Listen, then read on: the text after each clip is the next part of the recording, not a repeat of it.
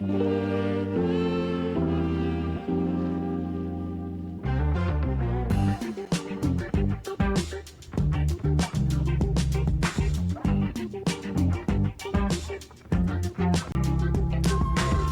Wednesday, everybody. Josh here with On the Wrong Lead, joined, as always, by Mr. Andrew Champagne for another episode of Drankin' Champagne. And Andrew, this week, we were like ships passing through the night, since you have just returned from Las Vegas, and I will be at this time next week. I will have been in Vegas for about 12-ish hours or so. So yeah, we're missed each other by about 2 weeks there. Sad. I have a friend who he goes by Rubes on Discord. I'm with Andy, and he's he's in town this week, I think, for like a reinvent or something, some like Amazon thing. So yeah, that just started right as I left town. Yeah, I've seen people around town with those badges on. Yeah. yeah. So and then what sucks is last year, I think he had just left when we landed, when I went with my wife last year. So we just missed each other again last year. But yeah, he's going to be there. It's funny.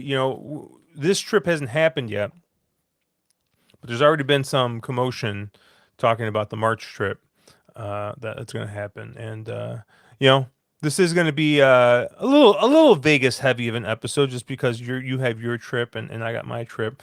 But maybe before we get into all the Vegas stuff, Andrew, what a freaking week, my friend! Like what in the horse racing world is horse racing? Is like I can't even begin to describe just the absolute nonsense I've seen over the past week in the world of horse racing. And I've seen we've seen some nonsense before in horse racing. And this has been a heck of a week, huh? If you're watching this on YouTube, first of all, we thank you. Go on down below, hit that like button, hit that subscribe button. It really helps us out. If you're watching this on YouTube, you saw me smile a little bit. And it's a very facetious smile, because we have seen things in the world of horse racing over the last 3 or 4 days that should not happen in any serious business. Over the weekend, Luan Machado did it again. He stopped riding with about 2 or 3 strides to the wire. He was patting his horse, and he never saw another runner go by. I don't know if that affected the order of finish, but I know it was a terrible look. And I was not alone in spotting this, judging by the outcry on horse racing Twitter on Thanksgiving, when a whole bunch of people decided, you know what, I'm not going to appear to be a wholesome family person today. I'm going to go on Twitter and I'm going to see what's going on. And oh my God, what happened with Luan Machado? So that was Thursday. And as bad as that was, and it was not good, the events of Tuesday, December 3rd at Parks were much, much worse. You've seen it on Twitter at this point. If you have been on horse racing Twitter for any length of time, there is a video of Paco Lopez whacking his horse in the neck with the whip after the race. Suspend him. Simple. Suspend Paco Lopez. Not for 2 days, not for 3 days. It's December 3rd. At a minimum, sit him down for the rest of the calendar year. If we're going to be seen as a serious business by anybody, you can't do that. This gives a lot of bad people who want to end the business ammunition to convince the undecideds that, hey, we don't need horse racing anymore. Look at how they mistreat their animals. This is a shitty look. There's no defense for that. Paco, by all accounts, through his unofficial agent, Shu on Twitter, decided to try to take the I'm teaching a 2-year-old what to do route. If a 2-year-old needs to be taught not to do that, after a race where he bore straight to the outside rail, why is he running? I'm asking an honest question because I don't know if there's an answer. Jorge Duarte came to Paco's defense. He did not look good doing so. Colts Neck Stables, to their credit, came out and said, this is a really, really bad look. We do not approve of this. This is not the treatment we want for our horses. I sincerely hope they follow up that statement with some action. I'm not saying take all the horses from Jorge Duarte's barn. He is not the first trainer in the history of horse racing to react poorly to a bad situation. Paco should not ride another Colts Neck stable horse. It may be ever, maybe for a very long time. For the moment, though, Paco Lopez needs to be sat down. A message needs to be sent that this is not who we are. And if a message is not sent saying that, someone has royally screwed this up. Yeah, I don't really have much to add. I wasn't playing on Thursday, but or I wasn't playing much on Thursday. I guess I wasn't playing, but I didn't see that ride until after the fact. And I said it before. They should have sat him down for a couple weeks, probably a month, and been like, "Hey, like you can't do that." And they And didn't. instead, they gave him an award. They gave him an award, and look what he does again, right? He turned so. Shout out to Luan Machado, who's probably going to win, the Eclipse Award for Jockey of the Year or something now after that performance. The Paco thing is just absolutely. I mean, it's everything that anybody who has a really negative opinion of horse racing it's like literally what they think people do constantly, and guess what, now they have video evidence of it. It's just it's I mean, it's inexcusable. I've never ridden a horse competitively like that. I have ridden a horse, but uh it's just, I mean, you watch the video, I watched it zoomed in. At no point does the horse look like he's about to, throw a Paco off. Like I saw people trying to do all this gymnastic. Like you just don't see it.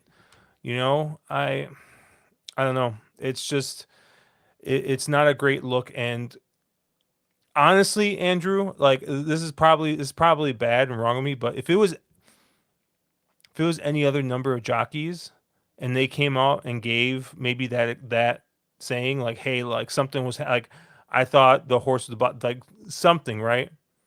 Maybe I'm thinking about this hard, but I mean, when you got a jockey with the history that Paco has, like same thing with Luan.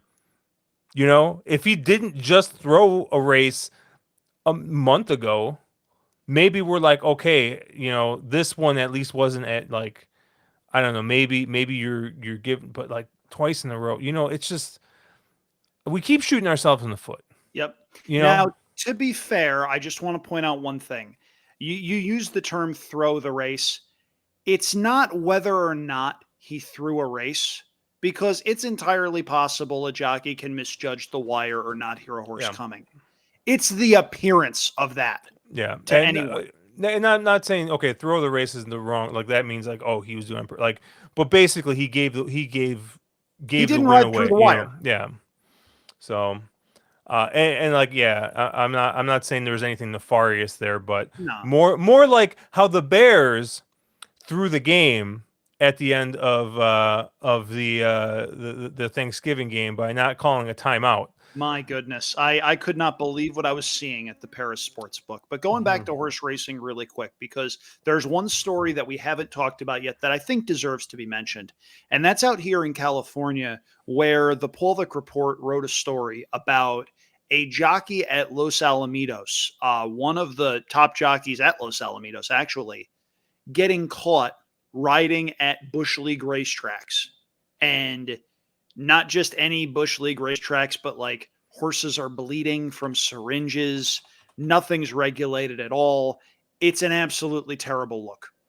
And this should be simple.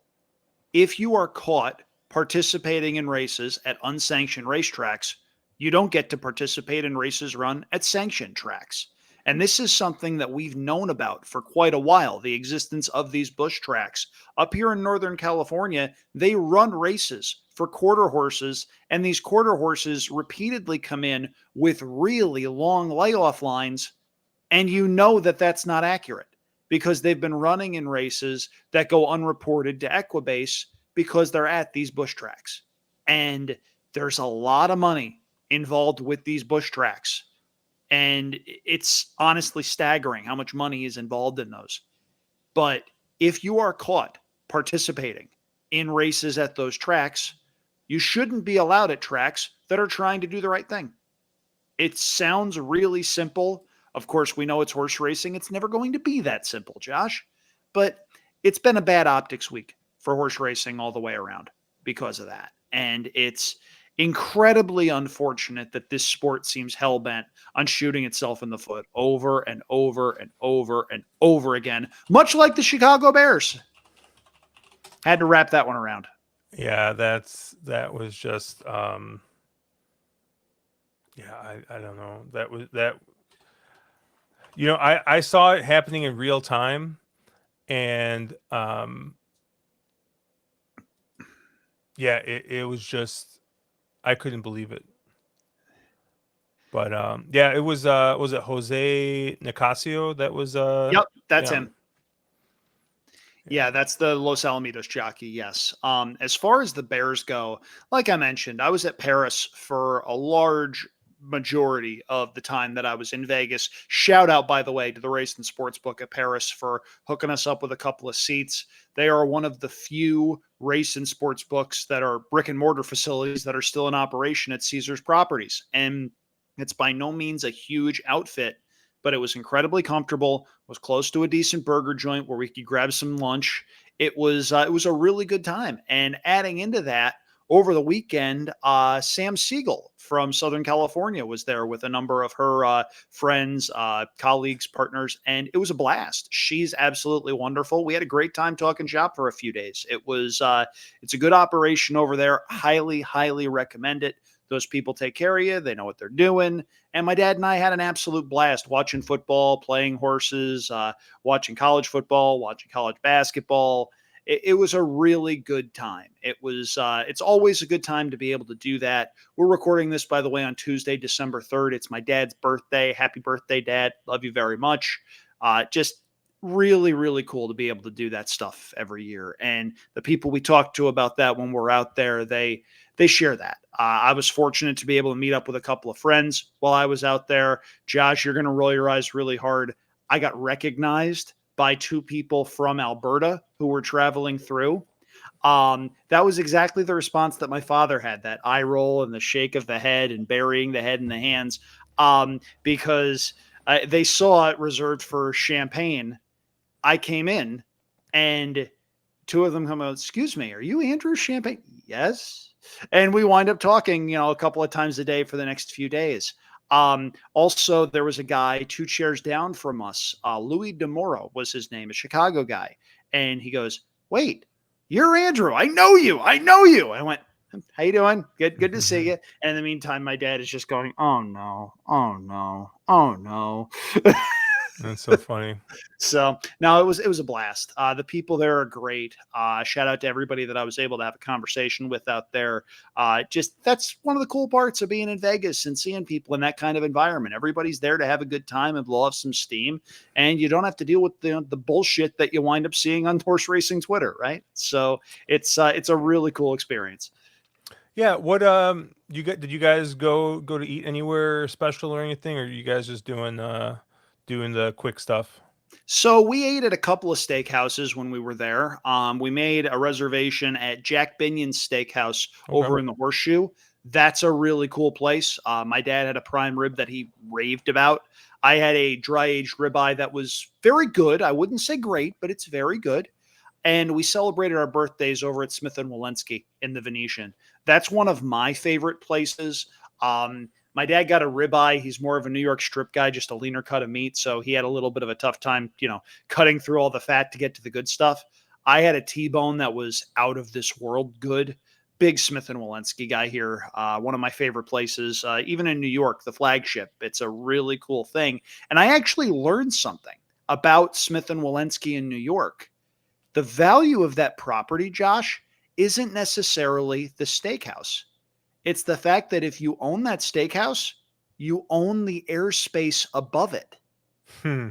I didn't know that. I had no idea. But the waiter that was at Smith and Walensky was walking us through that because they're owned by different people, and he told us the story of the New York location. So that was awesome. Had a couple of really good meals at or near Paris as well. Just it's always a fun time, even when there's still construction up from the F1 race that they're going to take their sweet time tearing down. Um, Yeah. but we had a really good time at a couple of different places. I mentioned the Paris Sports Book. Mandalay Bay's Poker Room, shout out to them. They run a couple of really good tournaments.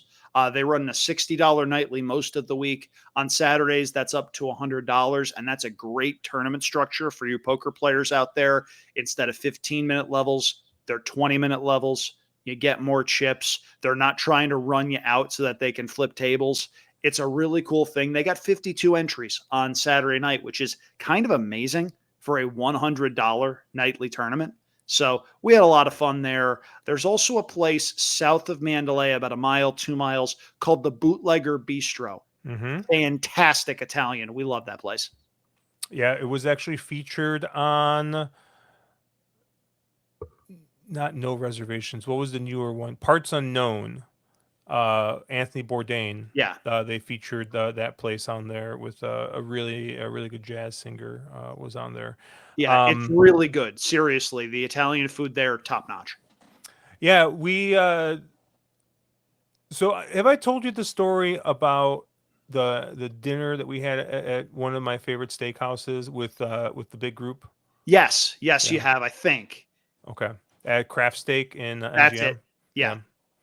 Yeah, no, it was just I'm just laughing. I'm thinking about like your dad, who's like, got probably like a different cut of meat than he normally would, and he's not that he didn't like it, but it was just fine, And when we went to Craft Steak, these idiots that I was with, aka Mark and Shu and Caleb, they got talked into not just a tasting menu, but not just a regular tasting menu, and not the Wagyu menu but the American Wagyu menu, which was in the middle.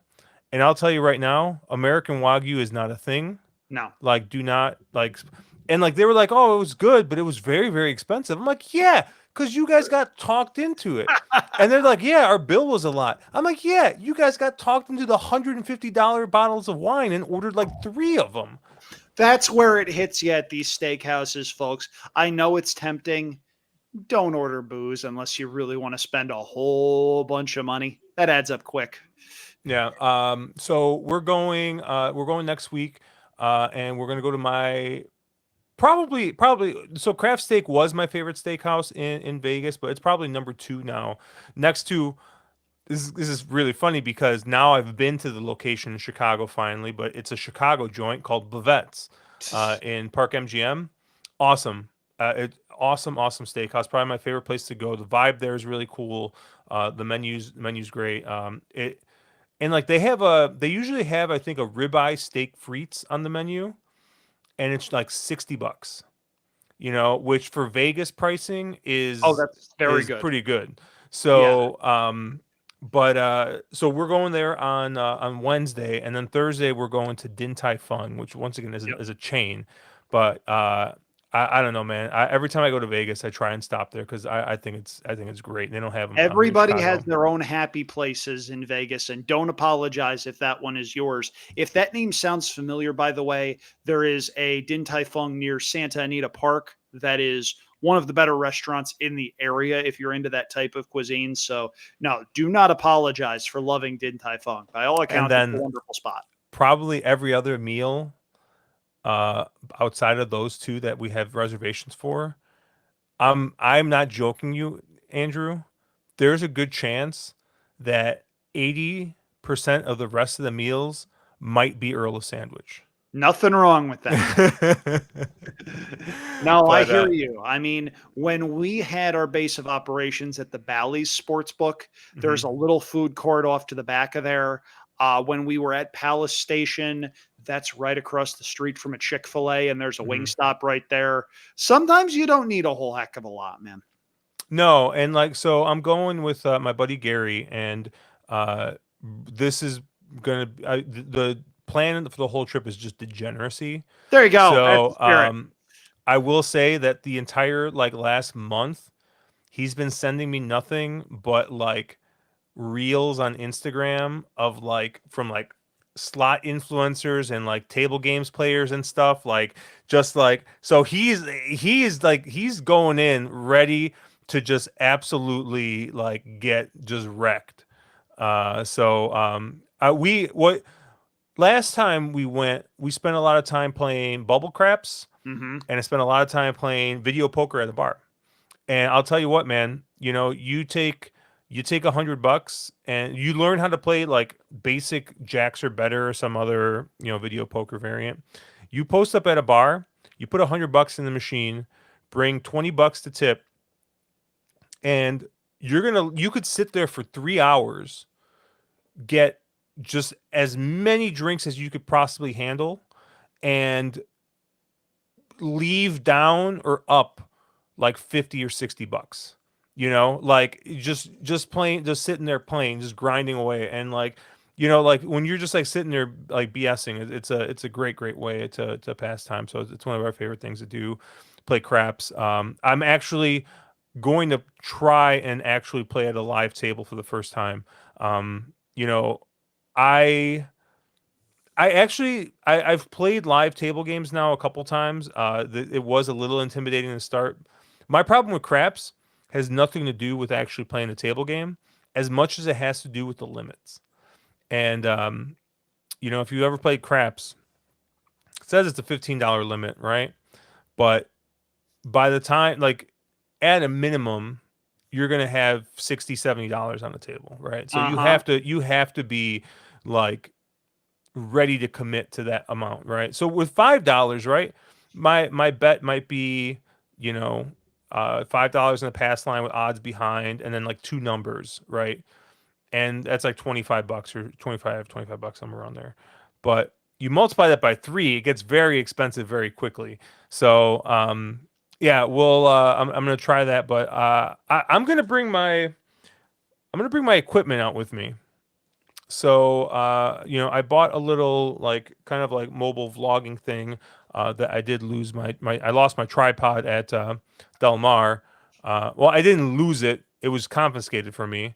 But I bought a replacement, so I got that. But so I might do some like vlogs or something. Just get some content out there since we won't have much going up next week with me being out most of the week. So. Um, Anything else you want to touch on with Vegas? I'm trying to rack my brain because honestly, by all standards, this was a fairly drama-free trip for my dad and I. And usually weird shit follows us. If you've been following this podcast or anything else that I do, there are times where just weird things seem to Hmm. happen. My dad almost getting into a fist fight with someone sleeping in the Flamingo Sportsbook was one. The March Madness trip where we ran into a guy screaming, "Let him shoot it!" at the TV, and the Kansas State guy obliging and just burying threes all What day. about bye bye, Coach That was K? the next one. Yeah, don't do that. Don't be that person. Just don't. Whatever you decide to, you think don't. Just don't. We stayed at Flamingo in one of the renovated rooms, and honestly, with regard to Flamingo, I'm not sure what to think because in past years, I had thought that they were gutting parts of that property to potentially flip it. Well, they're actually building some newer stuff there. They still haven't built anything in the old buffet space, which at one point was a very good buffet. But they've put together a couple of new restaurants. They're opening up a new space and they are renovating some of the rooms. We stayed on the fifth floor. It was fine, had a couple of very good nights' sleep. The shower water pressure was pretty intense. I'll say that much. You turn it on and it just sort of attacks you. But it was a What fun what time. what hotel was it again? Flamingo. Flamingo. Okay. Yeah. So it was a good time. I do miss the sports book that was there. I miss the poker room that used to be there. I miss lots of sports books and poker rooms in that city because there aren't a whole heck of a lot there anymore. The F1 stuff is still up. Josh, the one tip I will give you, and I'll give everybody the same tip: check traffic when you're picking up your bag, because I flew in and everything was at a standstill going into and coming out of the Vegas airport. If you have someone picking you up, or you're getting an Uber or a Lyft or whatever, have them pick you up on the departure level at McCarran Airport. It's a lot easier. They'll save you a lot of hassle. Yeah, I'm flying in 6 o'clock in the morning on Tuesday. Oh, you So should be fine. so I think I land at I think I landed like 8:15 or something, like something like stupid early. I was actually thinking about possibly booking a spa appointment that day Wow. and just going and like getting like basically landing, getting a massage and just like yeah, I landed at 8:20. Just get my my bags in there because they sent me like a coupon or something, and I have some resort credit and stuff. So I was That'll like, work. maybe I'll do that. But Pamper yourself a little bit. yeah, I'll have a couple $100 in resort credit, but I figure I'll just charge all my meals back to the room if I can, and just have that covered. But yeah, it's I'm super excited, and so for March, I've been trying to get out for March Madness the last couple of years, and last year I had to, there was some uncertainty with my job with possibly going on strike, so I had to kind of nix that trip kind of last minute. Um, and then this year I booked it. I'm like, or for this coming 2025, I booked it, and Andrew, my wife reminded me that our 10-year anniversary falls during that trip. You are so screwed. My wife thinks it's hilarious. She thinks She it's so thinks it's funny. hilarious now. If you don't cancel, you are so screwed. You are going to get very used to the feeling of your couch pushing up into your back as you try to go to sleep every night. Well, I maybe if we didn't already have our 10-year anniversary kind of vacation planned out. So I've told you this. I think I've told you this. We had two weddings, Yes. right? So we planned to celebrate our big 10-year for the Mexico wedding, which is in June, right? Which happens to be around a certain somebody else's upcoming wedding. Yeah, I know. So we are going to take an extra couple days and probably do Disneyland and some other stuff. So so she's not like she's like you did this last year too, and I was like I did, and she's like I can't believe you forgot. But the funny thing, the reason I think why it's so funny is because we have the two. One's the 21st, one's the 18th. I always get them mixed up. All right, so one's June. I always get is June the 21st, is it the 18th? I always get it mixed up, and so sure enough, yeah, March 21st, not March 18th. I should probably check my calendar, Yes, you should, just to be safe. but it sounds like there might be other issues with people's schedules not being able to do it, so it might get rescheduled anyways. So well, more to come on the second the next Vegas trip, but.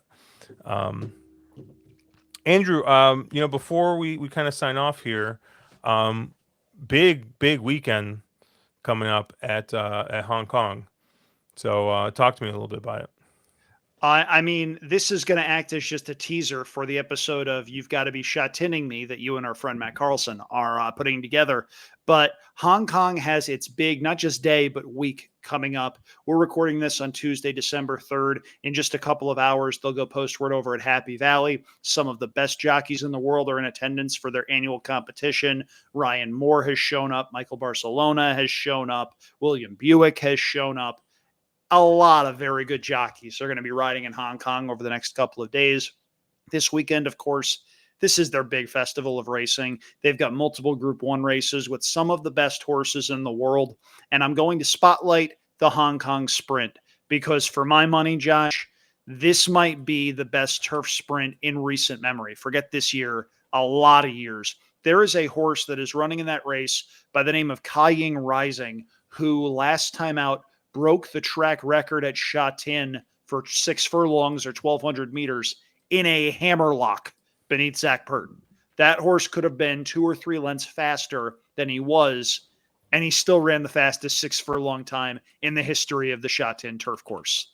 He's not going to have it easy, though. He is lining up against not just one, but 2 Breeders' Cup Turf Sprint winners. Starlust is in that field. He sprang that big upset in the Breeders' Cup Turf Sprint a couple of weeks ago at Del Mar. And he is also going to be facing 2023 Breeders' Cup Turf Sprint winner, No Balls. Now, I don't know if No Balls is the same horse he was in 2023 now, but Larry Ravelli has actually shipped horses to Hong Kong before. This is not his first time doing that, and I can't fault them taking a shot. I mean, we know Hong Kong is very friendly to horses that have undergone the ultimate equipment change. That's their racing population, basically. So this is a race that I'm very much looking forward to. There's a lot of star power there. You'll see some horses in the program that you recognize from the Breeders' Cup. There's a horse named Luxembourg that ran in the Breeders' Cup Turf. He's running in another one of those Grade 1 races. It's definitely worth your time. You're going to need to stay up late or wake up early, depending on your time zone, but you're going to see some of the best racing the world has to offer this weekend at Châtillon. Big fields, lots of value. If you're a horse player or someone with insomnia, you're going to want to stay tuned to this. It's a lot of fun, and it represents the best of a circuit that I've come to enjoy very, very much. So definitely a program you're going to want to keep an eye on, and you're going to want to check back on the On the Wrong Lead Network for this week. So you've got to be Châtilloning me. I have no doubt that Josh and Matt are planning something that'll be absolutely incredible and in no way falls short of the expectations I'm setting for it. Man, that's some high praise there. But yeah, it's going to be exciting. No Balls, I think, did spike a fever earlier this week. But it sounds like Larry thinks that it should be he should recover in time to still run. So, yeah, it's going to be fun. It's going to be a fun day. So I don't know. I have to talk to Matt still about what our plan is. So I will have more information out there. Probably sometime tomorrow. I think streaming's not going to work out this week with our live stream just because I have a work outing on a normal time. Like schedules have been kind of funny, but this normal recorded stuff has been easier to get in. But we'll have more to come on when you can expect that You've Got to Be Châtilloning me. But check out Andrew Champagne at Andrew Champagne on Twitter and Blue Sky as well. Blue Sky is a wonderful place with none of the toxic negativity on Twitter. Seriously, folks, try it out. I'm at Cherry Drank on both platforms. You can find us at wrong_lead on Twitter. And I believe it's at on the wrong lead on Blue Sky. So Sounds check right. us out there. And then, ontherwronglead.com. Like, subscribe, hit the download button, do all that stuff. Have a good week, guys. And hopefully I come back with some money.